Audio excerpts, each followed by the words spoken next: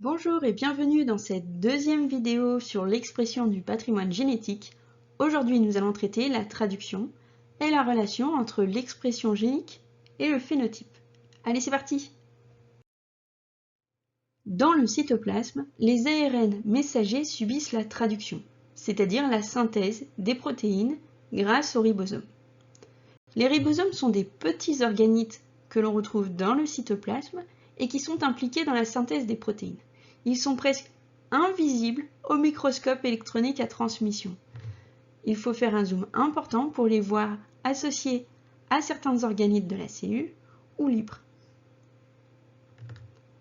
C'est donc le ribosome qui permet à la fois la correspondance entre la séquence nucléotidique de l'ARN messager et la séquence d'acides aminés de la protéine, mais aussi qui permet la liaison des acides aminés entre eux pour former une chaîne et donc une protéine. La découverte de cette correspondance, appelée code génétique, a été récompensée par un prix Nobel en 1968. En effet, le ribosome permet d'associer des triplés de nucléotides, qui constituent la molécule d'ARN messager, à un acide aminé précis, constituant la protéine. En fait, on dit que le code génétique est univoque. Un triplet donnera toujours le même acide aminé.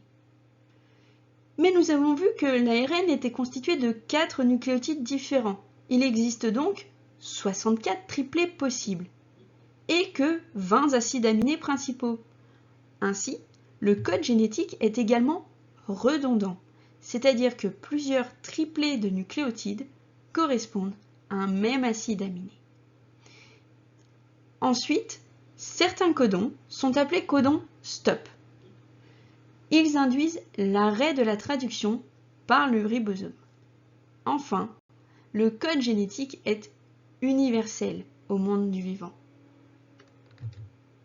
C'est ce que nous a montré l'expérience de la transgénèse.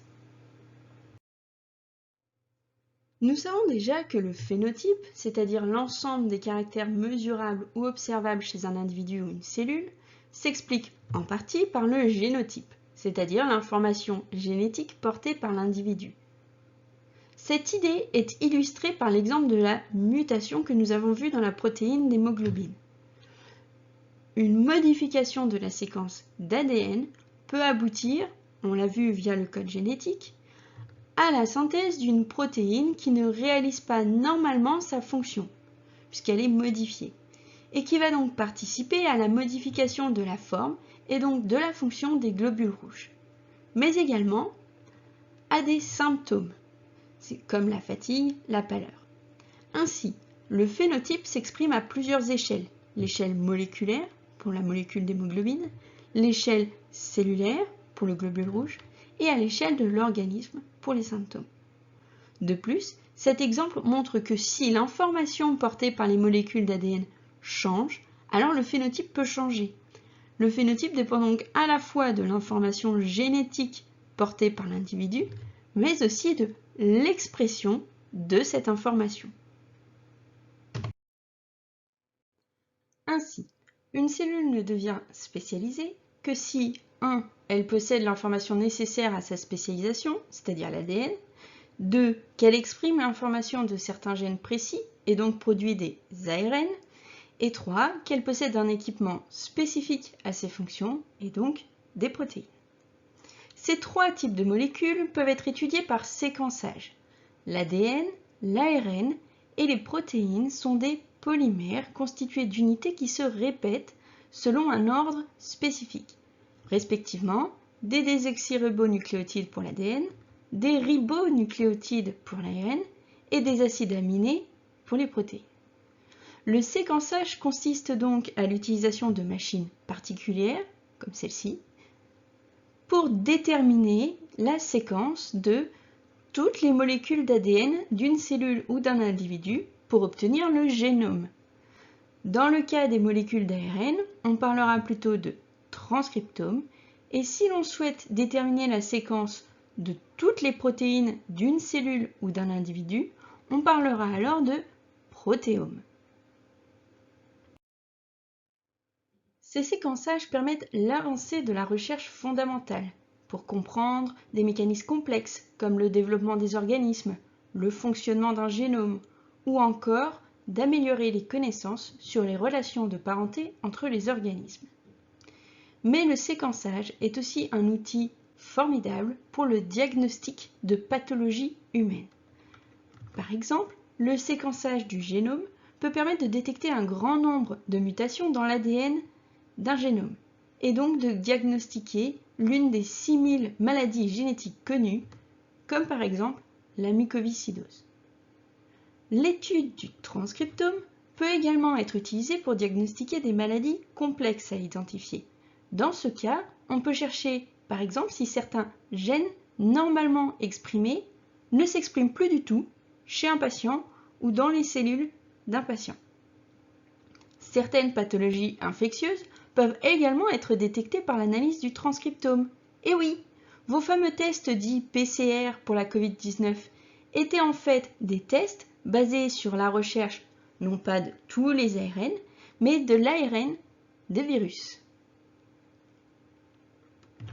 Enfin, l'étude du protéome peut lui être utilisée dans le sang d'un patient pour y retrouver des protéines spécifiques, par exemple associées à la présence d'un cancer. On appelle ces protéines des biomarqueurs. Enfin, si la spécialisation cellulaire dépend de l'expression de certains gènes plutôt que d'autres, on peut se demander comment est contrôlée, régulée cette expression génique. En d'autres termes, qui décide quel gène doit s'exprimer où et quand? Les mécanismes de l'expression, que ce soit la transcription ou la traduction, sont sous l'influence de différents facteurs. D'une part, on peut observer des facteurs internes à l'organisme. Par exemple, la présence de certaines hormones vont permettre l'expression de gènes. C'est le cas ici du gène CYP19A1 impliqué dans le début de la puberté et dont l'expression devient forte si la concentration en FSH, souvenez-vous, une hormone produite par le cerveau, est suffisante. Il existe aussi des facteurs externes qui contrôlent l'expression de gènes. Par exemple, le gène Gigantea est impliqué dans le développement des fleurs chez une mauvaise herbe appelée la rabette et son expression augmente en cas de coup de froid. En conclusion, nous allons répondre à notre problématique. Comment l'expression du génome participe-t-elle à la mise en place d'un phénotype? Nous avons vu et nous savions déjà que le génome constitue une information transmise de génération en génération et une partie permet la synthèse de protéines. L'expression des gènes qui codent pour ces protéines se déroule en plusieurs étapes. La transcription, basée sur la complémentarité des bases, la maturation en ARN messager, nécessaire chez les eucaryotes, et la traduction, basée sur le code génétique. L'ensemble de ces mécanismes aboutissent à la production de protéines qui exercent diverses fonctions dans la cellule. Ainsi, on en déduit que l'information portée par une molécule d'ARN messager, c'est-à-dire le message génétique, est convertie en une information fonctionnelle, c'est-à-dire le fonctionnement de quelque chose. Et ça, c'est possible grâce à la séquence des acides aminés de la protéine. Certaines de ces protéines sont communes à un grand nombre de cellules d'un même organisme, comme par exemple les enzymes de la respiration cellulaire qui sont partagées par beaucoup de cellules, et d'autres, au contraire, sont très spécifiques et sont le résultat d'une expression sous l'influence de facteurs internes ou externes. C'est le cas, on vient de le voir, de gènes de floraison ou de gènes impliqués dans la puberté. Ainsi, le phénotype, qu'il soit moléculaire, cellulaire ou à l'échelle de l'organisme, est le résultat de l'expression du génotype, en partie, mais également de l'interaction entre le génotype et l'environnement. J'espère que vous avez plein de questions, mais que vous avez quand même compris beaucoup de choses dans cette vidéo. Je vous souhaite bon courage et à très vite pour le quiz. À bientôt!